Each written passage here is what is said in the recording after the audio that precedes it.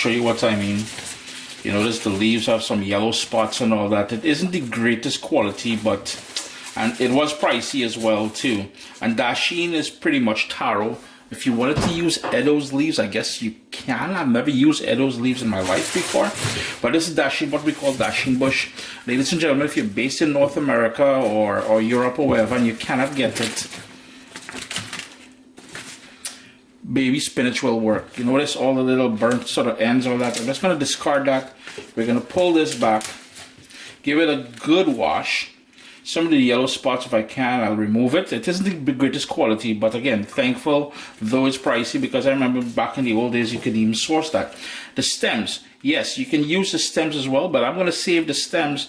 I have a second recipe coming up. I'm not going to leave too much details on here because it's a real mako. Just taking people ideas and just running with it on the YouTube. But anyhow, so we have the leaves. We're going to give it a good wash, yeah? And all I'm doing is putting all these sort of stems up on the top here. And we're going to make a sort of a roll or a bundle with it. Just on the top here. And you would have seen me do this when I did the stewed or the fried bhaji with in coconut milk. And we're going to do is trim that off, that top part there, into the rubbish. And I do have other bhaji or spinach rice recipes on here. This one is uniquely different. So we have a nice little roll there, and we're going to go thin. As thin as you can go. Just shred it down like so. Just be mindful of your fingers. Nobody is trying to eat your finger. That's adding no flavor to the dish, alright? So save all the finger for pointing at people and doing whatever all you do else with all your finger, alright? Nice shards.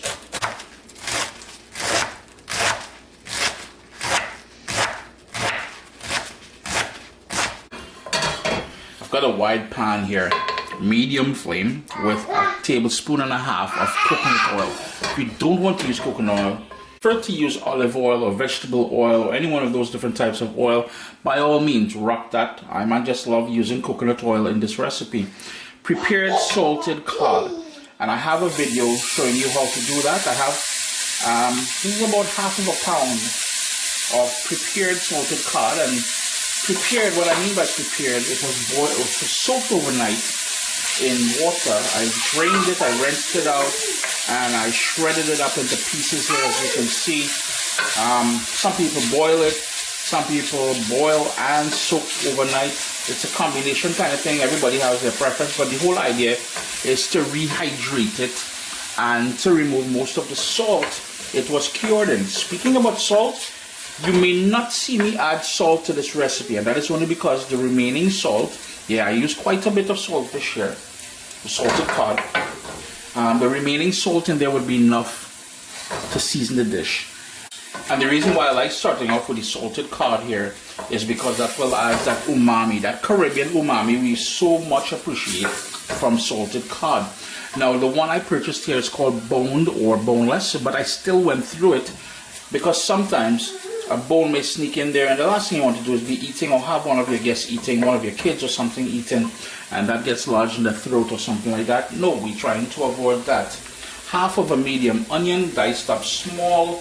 I have here 5 cloves of garlic. Yes, a lot of garlic, but I'm telling you, you're going to love it. Anyhow, we toss that in there. I'm going to hit that with some fresh ground black pepper.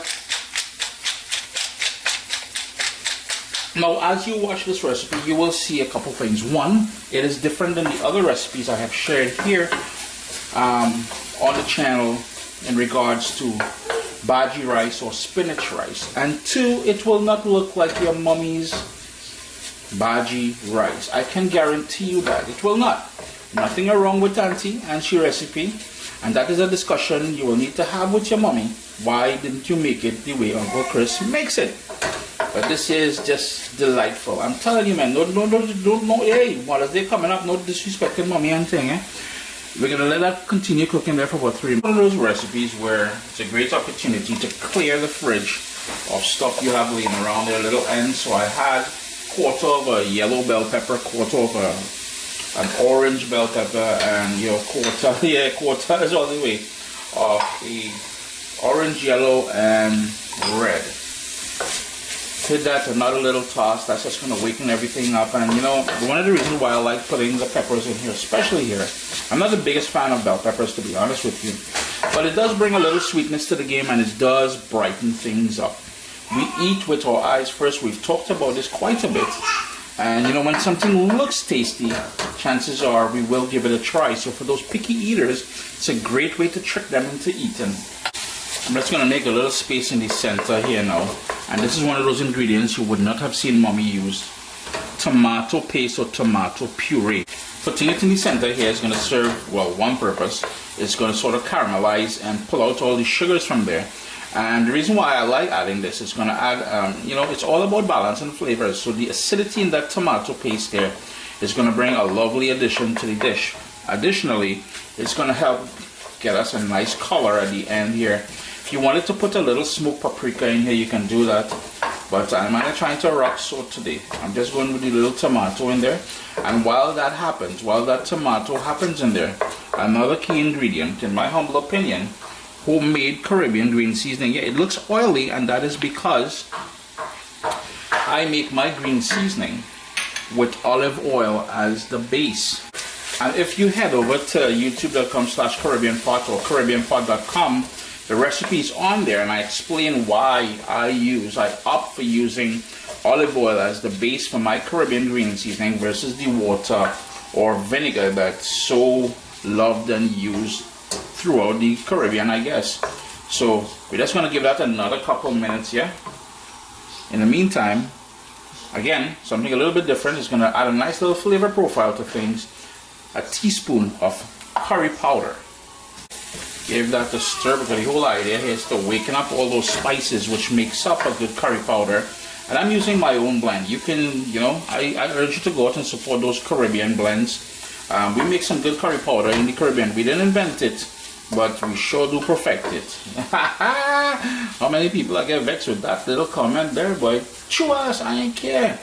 I big and bold Caribbean man, and I will always support my own. Irie? Another couple of ingredients you probably wouldn't have seen mommy use, and that is one grated carrot. A small carrot that's just grated. And I have here 1 cup of grated pumpkin. As I said, it's a great opportunity to clear out the fridge of things, you know, little ends you have. So that carrot and that pumpkin, and again, we sneak in so much niceness in here. Kids, all they eating good, boy. Besides being a great opportunity to use ends of vegetables and everything else we have in the fridge there, it's a great opportunity to sneak in, you know, the carrot, the pumpkin, all those different things that you may struggle to have your children eat. Now, if you wanted to start off with ground chicken or ground beef or something, you can start off with that instead of the, or even turkey, instead of the salted cod that I started off with. I'm just going to let that sweat down. I'm going to crank up my heat now to medium high. And I'm going to start adding prepared bhaji to the pot. Yeah, it may look like a lot, but it will cook down.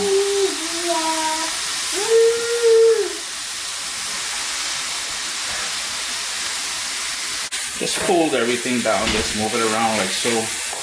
I've got my assistant Zaire in the kitchen here with me, if you guys can hear the noises that you're hearing. He's getting uneasy, he's hungry. So we're trying to cook a little something for him and I for lunch here. But I'm sure he's not gonna eat this at this point. He's just a little fella, man. He ain't ready for this yet.